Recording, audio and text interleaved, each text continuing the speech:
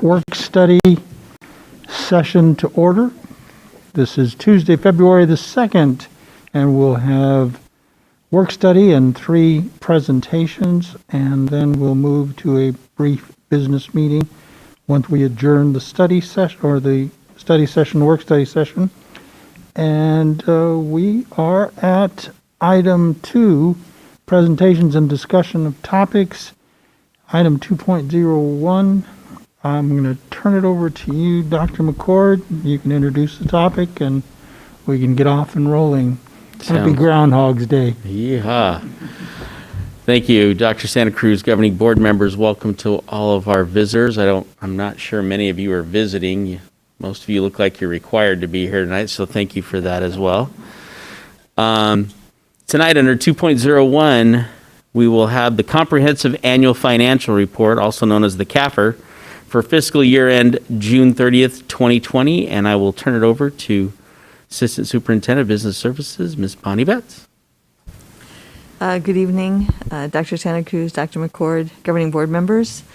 This is our annual presentation for the Comprehensive Annual Financial Report. This is after we've presented to you the annual financial report. And this report represents our final audited financial statements for year ended June 30, 2020. So I'd like to make sure that I'm putting this into context. So remember that much of the decisions regarding last year's budget and spend was made 2 years ago. The spring of 19, we made all the decisions to go into the 19-20 school year. So I just wanted to make sure that we're all aware of the time frame that we're dealing with. This is a very awkward time where we're dealing with the current year. We're getting ready to plan for next year, and we're still finishing up with the prior year. So I wanted to make sure that we all understood the context. In addition, I wanted to make sure that I was introducing the players for tonight's presentation. First, I'm going to bring up Jennifer Shields. She is our Chief External Auditor from Heinfeld Meach, so she'll join me up here.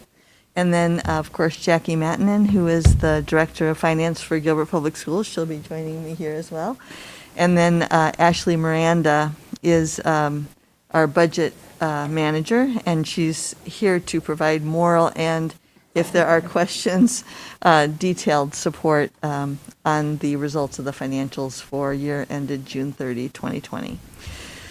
So, without further ado, okay, oops, I gotta turn it on. I turned it off to save batteries.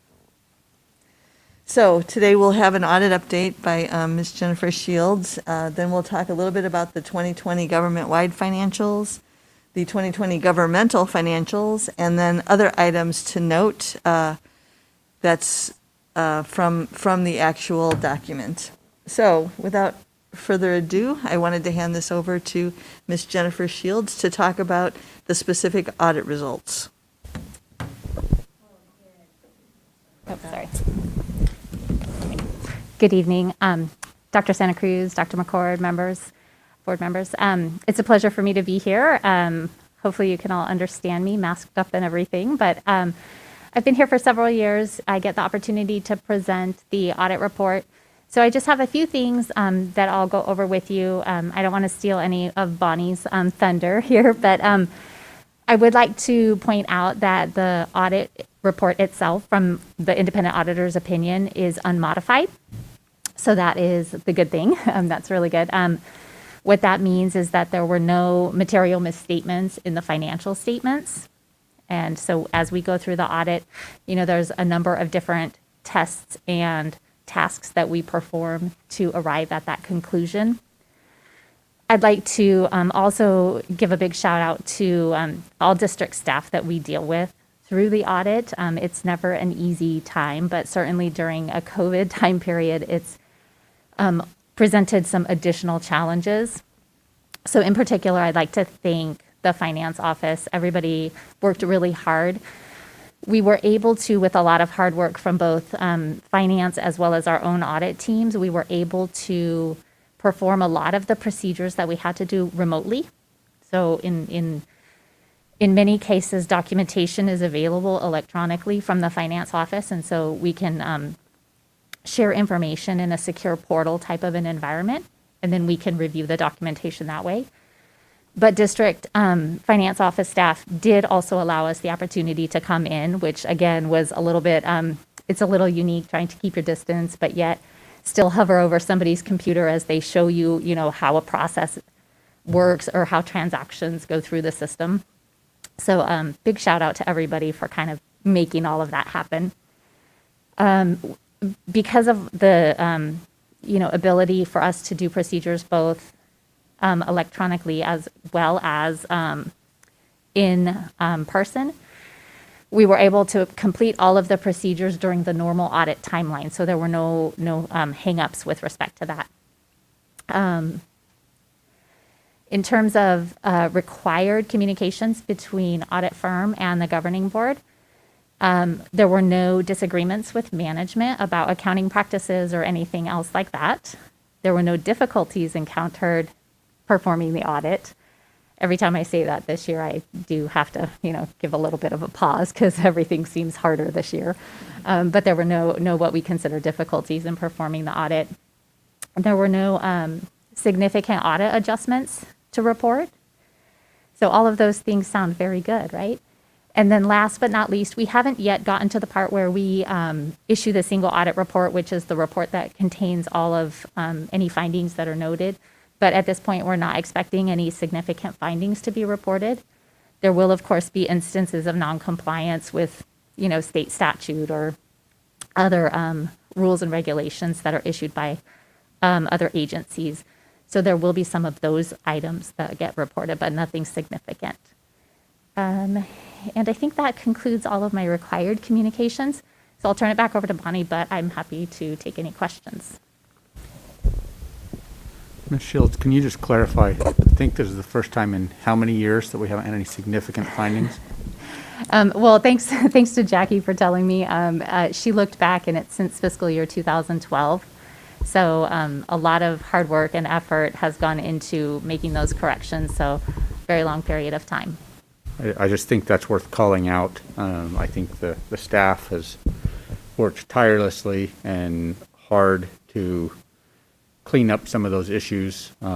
Again, the findings were generally controls type issues, not malfeasance, but we now have addressed those issues. And so as you put it, I just want to proverbially and perhaps even actually applaud the finance staff for addressing that.